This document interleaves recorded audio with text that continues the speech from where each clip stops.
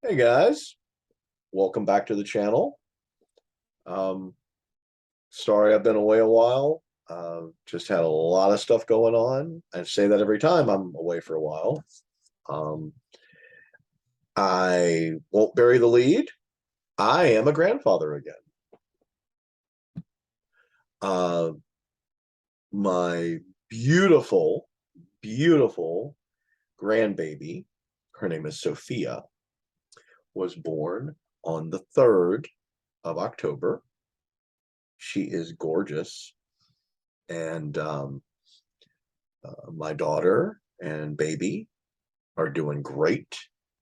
Other grandbaby is doing great and is being a great big sister, at least so far. I mean, I know, there's all that whole kind of sibling rivalry thing that goes on. Um, my two kids tried to kill each other numerous times. But, hey, who hasn't tried to kill their brother or sister before, right? Right. So, um, I have some really big, exciting news. One of the reasons I've been kind of off the grid a little bit is I'm trying really, really hard to finish up Golgotha 5, the Hanged Man, and get that out the door because my publisher is a wonderful human being and I don't want to make him have to kill me. And I want to get it out the door. I'm having a lot of fun working on it. This one focuses on John Highfather, and I'm hoping. As soon as I say this, I won't be able to do it. But I'm knocking on some wood, hoping that I can get that done and out the door by early this year, so I can focus on this new stuff that is coming. I have a deal that has happened. I can't really discuss it yet, just because the folks that I have to deal with, they want to do an announcement and all of that, and I want them to do an announcement. So keeping it kind of on the QT until then. But some exciting things are going to be happening, and I'm really looking forward to sharing all that with you guys and getting you involved in that. I want to finish up. I know. I want to finish up world building. I started like 30 years ago. Um, I have one more video that I want to do on world building, and it's a little bit of an overview, and it's a bit of a bitch fest. Me griping about stuff I personally have some issues with in contemporary comics, media in general, things that I think go against the grain of wood building. Wood building? World building. Wood building. Go against the grain of wood building. Stroke. Um, but yeah, but that's coming. I know I say this shit every single time I come back on here. I'm gonna try really hard to get more videos out. I really want to grow this channel, and I've been very neglectful of that. I was a guest at a gaming convention um, early in October, and it was called Crash City Con. It's going to be coming back next year. It's in Roanoke, Virginia. It is banger. It is awesome. I had a really good time. They were really great to me. I got to run a role-playing game um, with characters that I created based off the Golgotha characters, the Weird Western series that I do. So people got to play like John Highfather and Mutt and Maud, and I did a little adventure for them. And that was a lot of fun. And by the way, I use the index card RPG system to kind of as the engine for that. I am in love with that game system. It is, if you are a gamer and you enjoy RPGs, tabletop RPGs, index card is like, it's like a bunch of Memba berries. It's like if you really remember like gaming in high school in your buddy's bedroom, with a bunch of your friends, and your dungeon master or your game master had like a mullet, and you had like heavy metal music playing in the background. You'll probably enjoy Index Card. I'll actually might do a video. I've thought about doing a video on Index Card because I really have enjoyed it. My Thursday night game session people. I run a game every Thursday. I try to every Thursday. We've been doing Index Card, and they seem to be having a lot of fun with it. And the game I'm running for them is kind of like, what if Jack Kirby drew and wrote Doctor Who? So that's been a lot of fun. It's just crazy heavy metal, like the magazine. Just space opera weirdness, and it's been a lot of fun. I've been enjoying that a lot. So anywho, basically, that's a little bit of kind of setting the table a little bit of some of the stuff I want to kind of get to.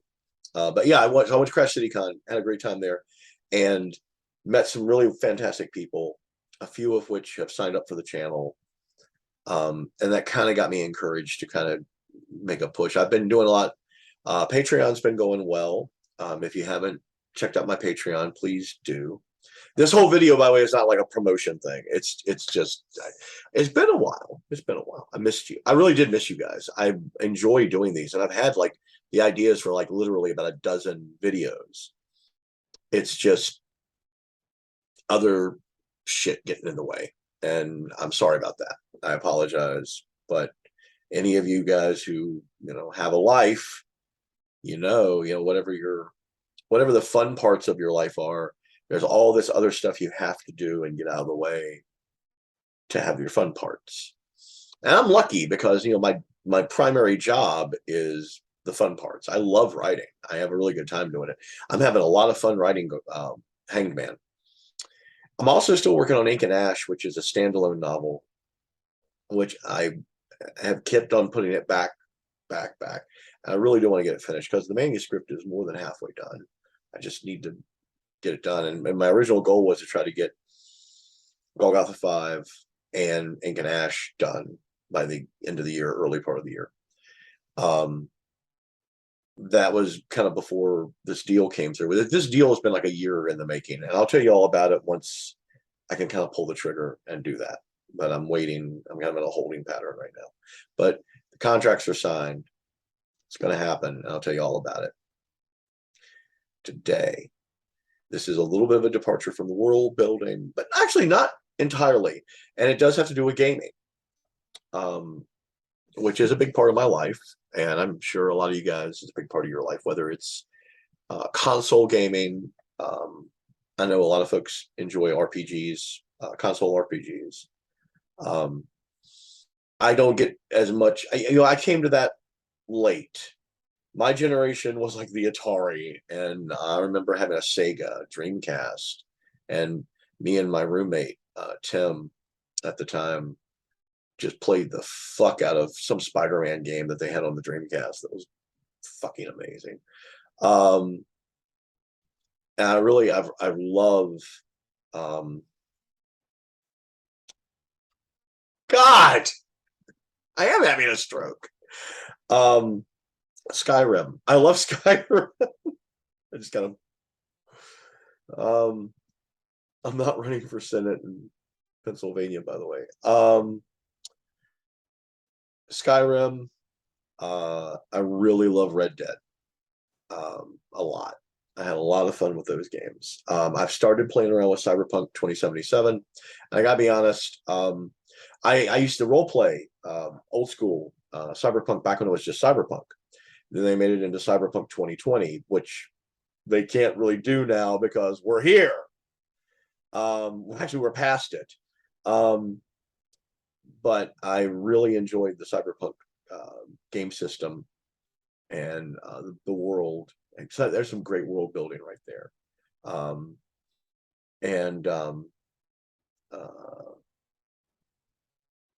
blanking on the guy who created that system in that world. Mike Pondsmith, is that right? You tell me in the comments if you know who the fuck I'm talking about. The guy that came up with the cyberpunk RPG. R. Tausolian, I think was the name of the company. Um, and anyways, so I started playing the console 2077, and it is glitchy. I know that they have made a lot of patches, and it's much better. And I know it's getting a resurgence right now with the anime show that's on Netflix hitting. I really liked it, and until I got kind of like trapped in this one little section of it I couldn't get out of, and I had to restart it basically. And even then, I mean, it's still fun. It's just I don't want to keep hitting the same spot and having to get stuck over and over again. So, but yeah, I mean, so role playing games. Some folks that's their gateway. For me, it was tabletop. And I'll be honest, I really think that had a lot to do with my interest in writing.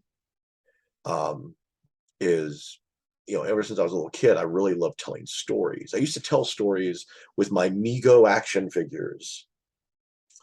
I'd make up these big elaborate stories with these huge casts of characters and stuff, and that led me eventually into bumping into D&D, and I was like, holy shit, this is amazing.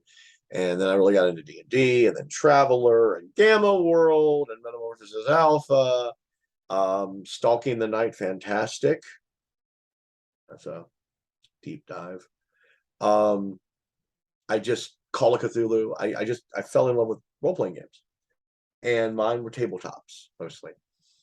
And what I wanted to discuss today is an exciting little dark alley of role playing game history that uh, I was engaged in as a player and as a game master, and that I actually think, in a way, it does have something to do with writing, because the company and the games I'm going to talk about really did revolutionize role-playing games for one brief shining moment, kind of like Camelot.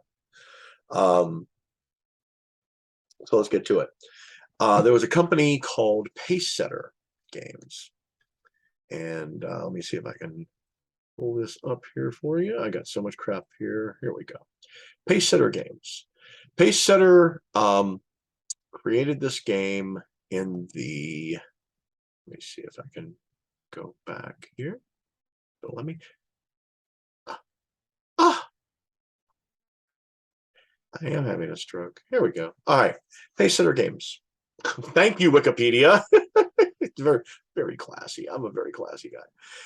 Pacesetter Games came out with this game. It originally was published in '85. I wanted to make sure I got my particulars correct. And what it was is basically Pacesetter put out, kind of did like a little renaissance for role-playing games. And the primary one I wanted to talk about today is the Sandman. And no, this is a long time. Well, this is sometime before the Neil Gaiman Sandman. The Sandman was a role-playing game, very surreal, very much not. Most RPGs of this era were, you were in a fantasy world, kind of a Tolkien-esque fantasy world. You create a character. Your character, and again, it depended a lot on the group, but some groups would be like a lot of groups. So the default setting was I'm playing a barbarian. Well, tell me about your barbarian.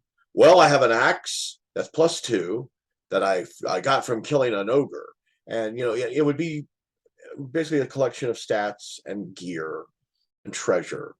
And then you develop war stories, and if you had a good referee and you were kind of open to it, you would begin to develop stories within your campaign, if there even was a campaign. Sometimes it was, we're getting together Friday night, we're going to do a dungeon crawl, and that was as much of a campaign as you got. Other campaigns, and I was very fortunate. I'll tell you sometime about my first couple of dungeon masters. But I had a wonderful dungeon master named Jack Patterson. And Jack was a lifelong science fiction fantasy fan. He was also brilliant and very eclectic. And he fully fleshed out his world and gave us snot-nosed players a really fascinating world to explore and grow in. And it was more like a novel. And that's like the ultimate potential of role-playing games is you basically are doing like shared fiction. You're living, you're going into this world, and someone has built the world and set the table and put the furniture there, but then you and the other players can add to that. You can paint the room, you can paint the furniture, you can move the furniture around, maybe you break some of the furniture. And that that's kind of the idealized, but at the time, 1985, most games were pretty much like simple, almost like simple computer RPGs. You were dungeon crawling, you were fighting monsters, you were getting loot. So along comes Pacesetter, and they were not a big company. The big company in this age was primarily TSR with D&D. You also had Chaosium, I think, that was really starting to kind of flourish. Trying to think if there were any other like really big RPG companies. This was a long time before White Wolf.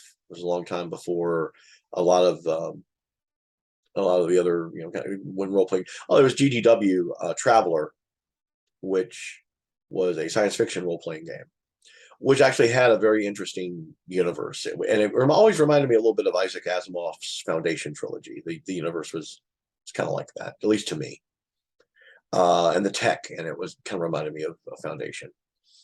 But Pacesetter comes along, and they hit the ground running with a series of games. And Sandman was the most bizarre, which immediately attracted me. The premise of Sandman was you wake up, you don't have no idea who you are. You don't know who you are. You don't know where you came from. You don't know what you can do. And you are immediately in this bizarre world that seems to shift and change much like a dream. Even you shift and change during the course of the story like in a dream. At some point you're a man, some point you're a woman, some point you're a creature, or I don't know, a mythological character. The one constant in this like shifting universe that you seem to be in is the Sandman. The Sandman wants to kill you and your fellow players. You have no idea who the Sandman is, and he changes and shifts constantly. But whatever form he's in, he's the Sandman, and he basically wants to kill you and your fellow adventurers, your fellow gamers, and you don't know why. And that was the premise. And as you went along in the game, you would discover, oh, hey, I know how to use a sword. Or, hey, I learned how to use a machine gun. Hey, I'm really good at sailing a ship. And you basically, it was almost like, how you have the deck building games where you start out with, you basically collect cards. Carcassonne, I think, was the first one I ever played of that, and it was really good. But it's basically like you have cards for the game, and you collect cards during the course of the game, and you build a deck. And as you build your deck, it gets better and better, and it makes you more formidable and gives you a better chance of winning the game. This was like a RPG sort of like that, where you didn't know what the hell you could do. It was pure role playing. You were thrown, and I mean, literally, at some point, you're in like a 1930s Algerian city. At other points, you're on a pirate ship. At one point, you're in a wasteland with an army of like demonic zombie bikers.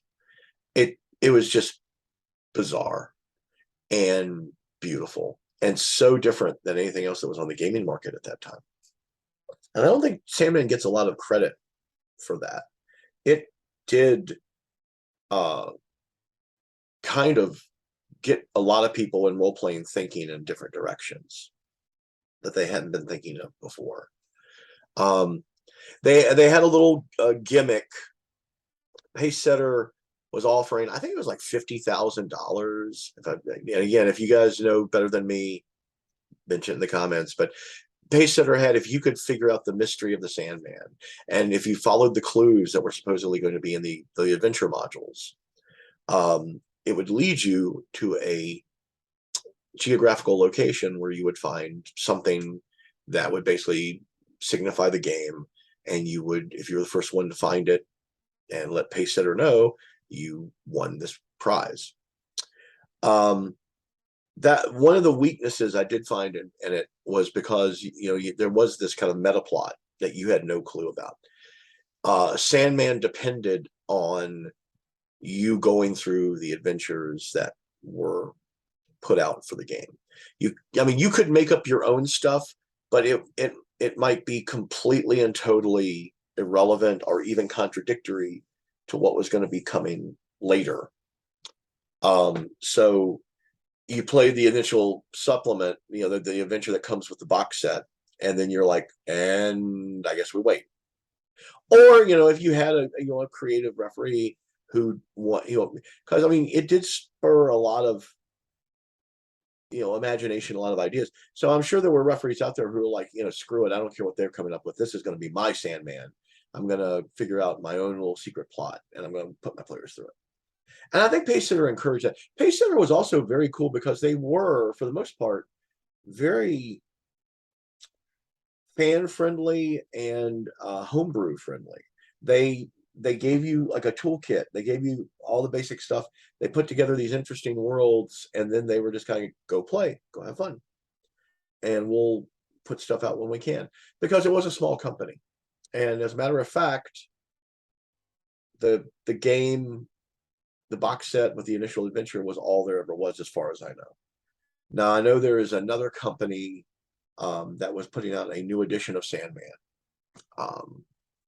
And I'll probably try to put the link to their Patreon in the description. However, it has been inactive for several years, at least as far as I can tell. So I don't know if they're still doing it. I don't know if they still have the rights. I don't know if that company even exists anymore. But they were trying. So there was Sandman. And that's the one. That's the main one I wanted to kind of share with you. There was a little bit of some other stuff I thought you might be interested in. Pacesetter also put out a game called Star Aces, which I don't know if I can find Star Aces. Hang on. Come on. What are you doing to me? Hang on. Oh, is this it? I'm sorry. I'm dealing with the this. There it is. Star Aces. Bada bing. Bada boom. Star Ace. Star Ace was also put out by Pacesetter. And to my knowledge, it is the first published Star Wars game. Star Aces was, you were a group of rough around the edges, fly by the seat of your pants, yeehaw, space cowboy, fighter jocks, part of a rebellion against a massive tyrannical galactic empire. Sound familiar? Star Ace was so much fun. They gave you some alien races, including one alien race that was like a giant polar bear. It was like you're just playing a giant sentient polar bear. I think that was supposed to be like their Wookiee, knockoff. But there was no official licensing to Lucas, to Star Wars, to any of that. But let's be honest, the basic premise of Star Wars is kind of, well, it was designed to be Jungian. So it's not like, basically, George Lucas didn't invent, and Disney does not own, the idea of a group of rebels fighting against a tyranny. That's just human. That's just a human story. But Star Ace was really freaking cool. These games all use the same game system, which sucked. It was really, the system was terrible. It involved percentile dice, and you, depending on what you rolled, you would get like a marginal level of success, and then you would, the referee would interpret that. So in some ways, I guess it was a little bit ahead of its time, because it gave the referee a lot of freedom for narrative task and combat resolution. Um, a lot like what they did with the Star Wars game that the Fantasy Flight put out, where you had the dice and you'd roll the dice, and there were special dice, and depending on what dice came up with what symbols, you might have gotten a partial success or full success. You might have gotten a success with some kind of a benefit. You might have got a failure with some degree of a good thing in the failure. So you got to basically like develop the plot with every dice roll. This was a little bit like that too, except it wasn't anywhere near as sophisticated or as well thought out. It was, they slapped together some rules. In my opinion, they slapped together some rules and basically said, "Hey, we're going to this is the skill system. This is the game master mechanic you use to determine whether something succeeds or fails." And it was, but the other parts, the world building was just so top notch and so ahead of its time. Star Ace was a lot of fun, a lot of fun. And part of the novelty of it was, you literally started the game with a starfighter and or a freighter, or but basically you started the game like jumping in the cockpit and taking off into space to have adventures. And there's very little, how can you beat that? And they had some interesting alien races. The Empire was nasty and mean, and I don't think they had any kind of analogy to the Force. They might have had psychic abilities, but I'm not sure. It's been a while. But Star Ace is also still floating around. If you frequent drive through RPG, you can find a bunch of stuff on there, from all the way from old school Pacesetter stuff to more current iterations of it, which they changed the name of it. But it's totally like Wish Star Wars. Pacesetter also put out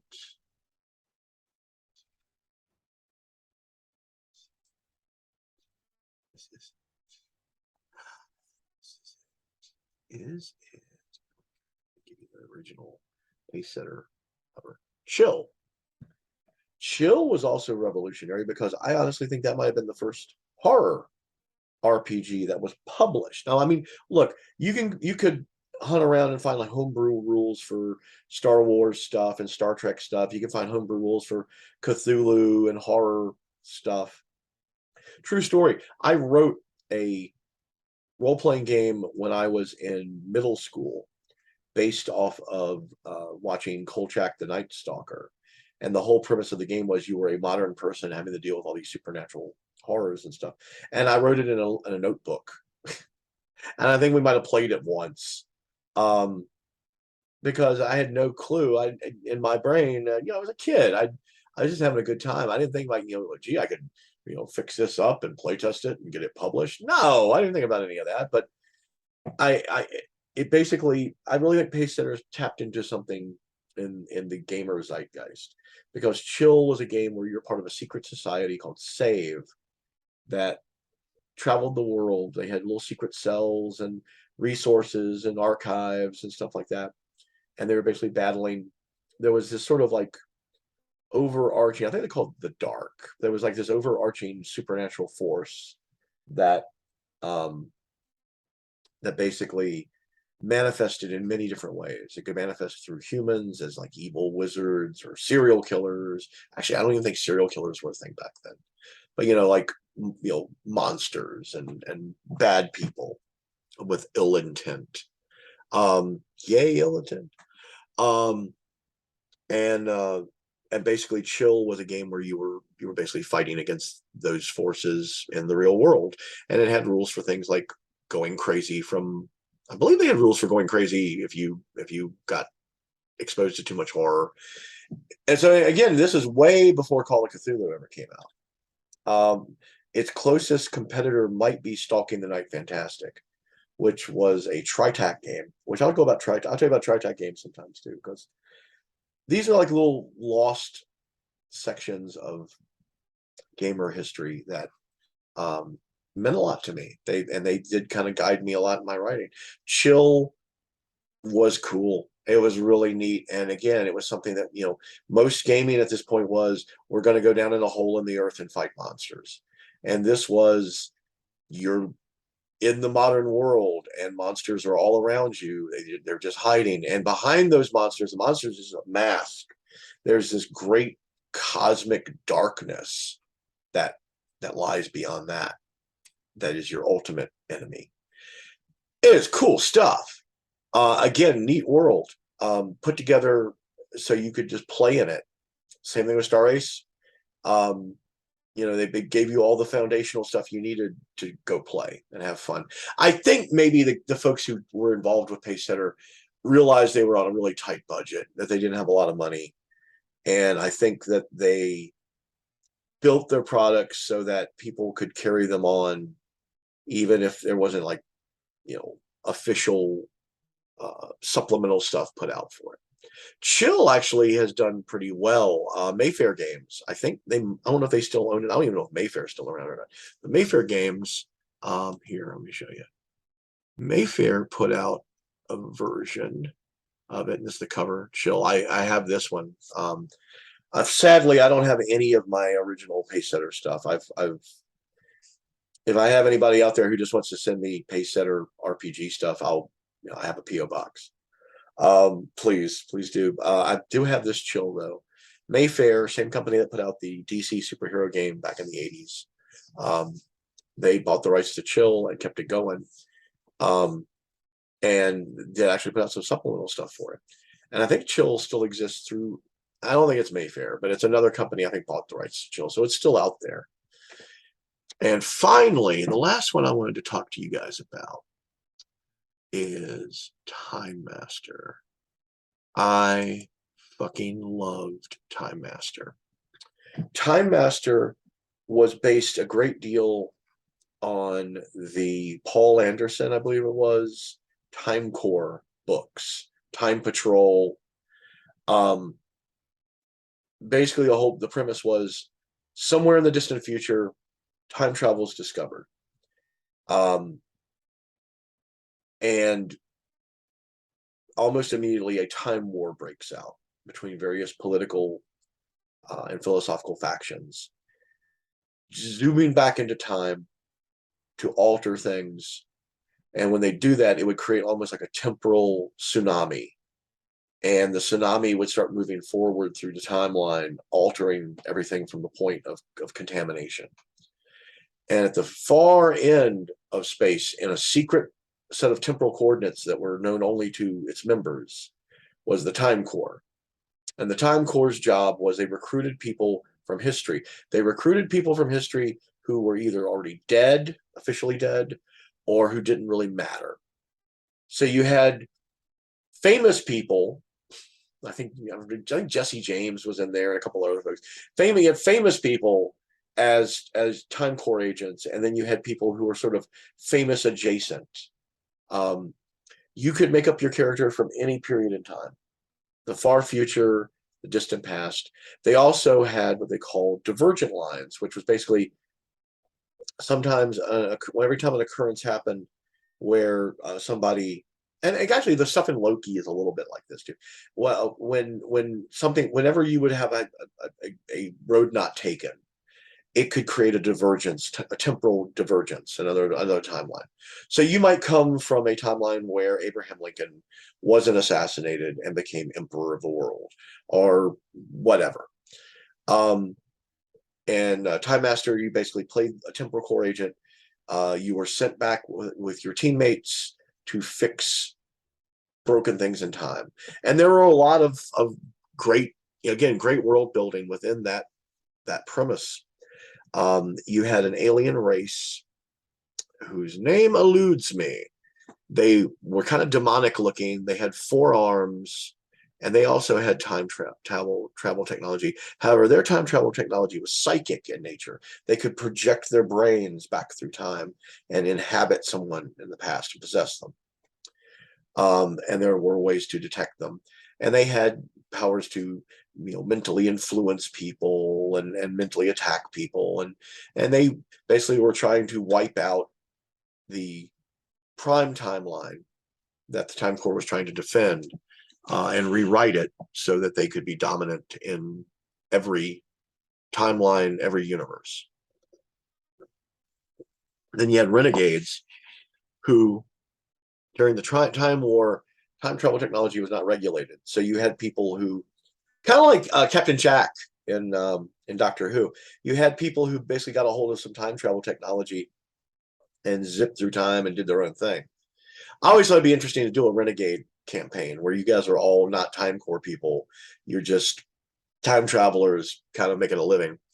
And some of the Renegades were pretty harmless, and others were incredibly dangerous. There was one guy who was a kind of reoccurring NPC that showed up in a bunch of their stuff, um, who was a time core renegade, and he was like an arms dealer. He would collect weapons and technology from one time period and then sell it in a time period where it would be considered like advanced or godlike. And you would occasionally have, in some of the scenarios they published, you would bump into, your main mission was maybe to stop the aliens from changing time, but on the side you bump into some renegade who's also like, selling a laptop to Shakespeare or something. It just stuff like that. Um, it was enormous amounts of fun, and I think it probably was the most successful of all of the Pacesetter stuff. It got the most supplements. I think what happened is that they saw where their money was going. They saw what was getting bought, and it was Time Master, and they diverted a lot of funding, I think, to Time Master. So all these games, you can also come as like auditions. So like, well, let's put these out and see. But again, Time Master, there had never been a time travel RPG prior to Time Master, as far as I know, and it was enormous amounts of fun.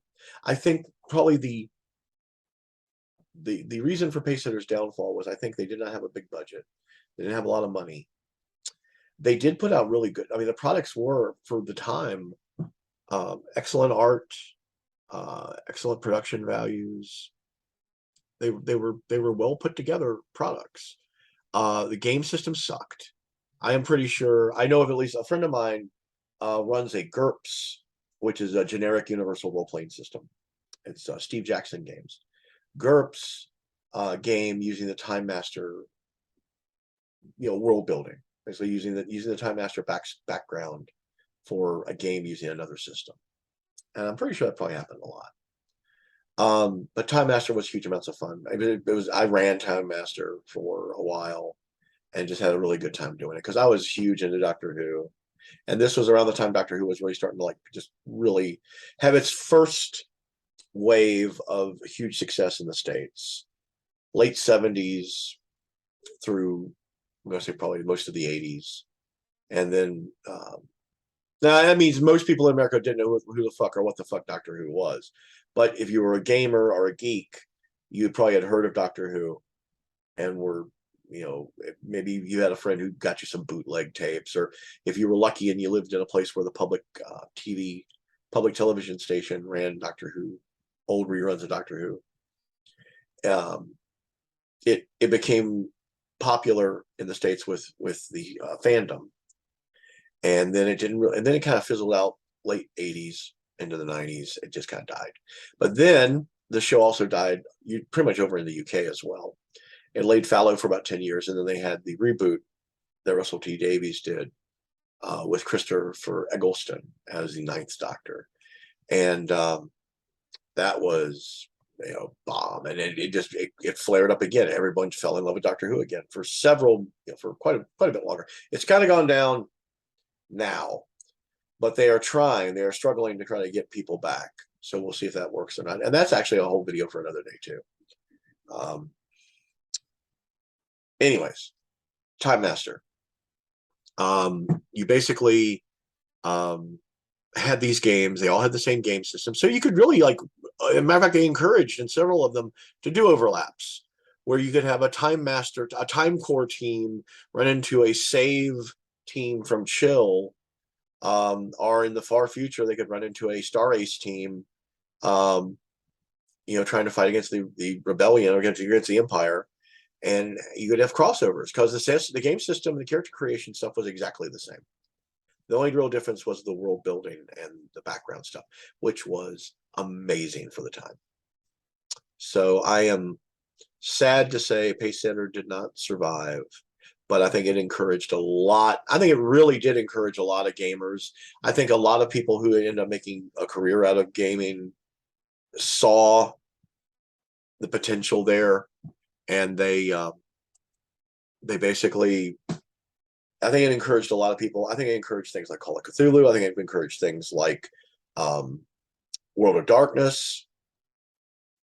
Fun fact, just I am an encyclopedia of useless shit. Phil Bricado, who was one of the main designers of the Mage game system for White Wolf Games, which became a huge hit in the 90s. Became a phenomenon. It really did like reignite role playing, because role playing was starting to kind of putter out. People were getting tired of dungeon crawling, and that was the industry standard. Was D&D. But Phil Bricado would go on to create the Mage system and help create the World of Darkness.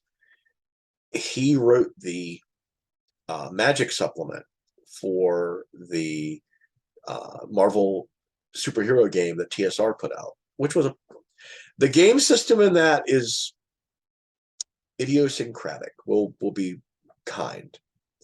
It was better than the Pacesetter game system. I will give it that. But he wrote the whole supplement for that, which was not only rules for Doctor Strange and Dormammu and Brother Voodoo and basically all the magical characters, and Black Knight and all the characters kind of in the Marvel universe that were kind of magic themed. It also had rules for creating magic, basically magic systems.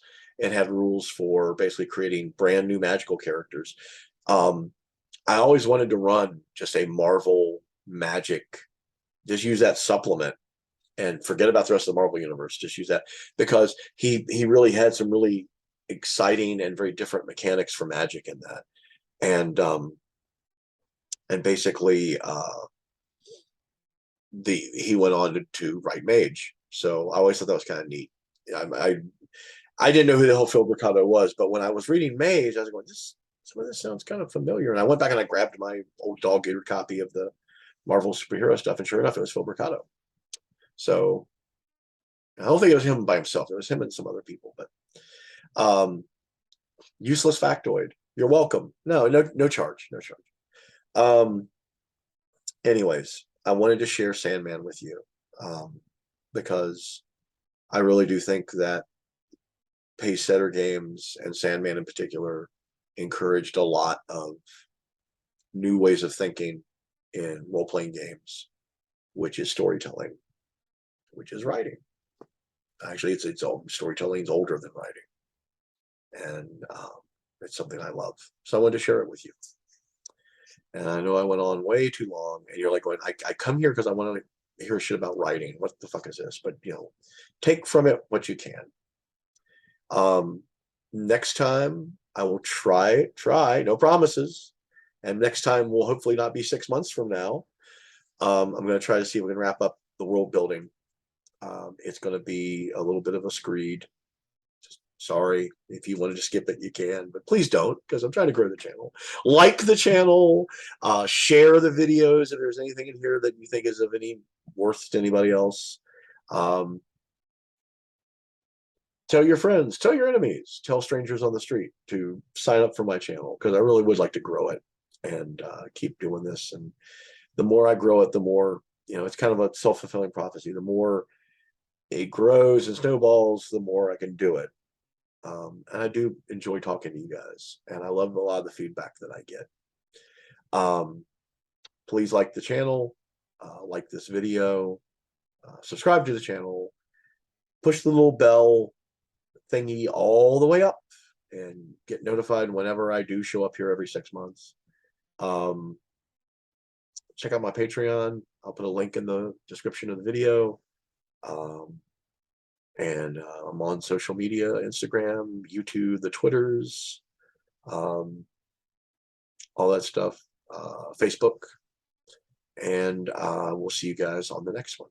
Thanks for indulging me. Bye. There's the button.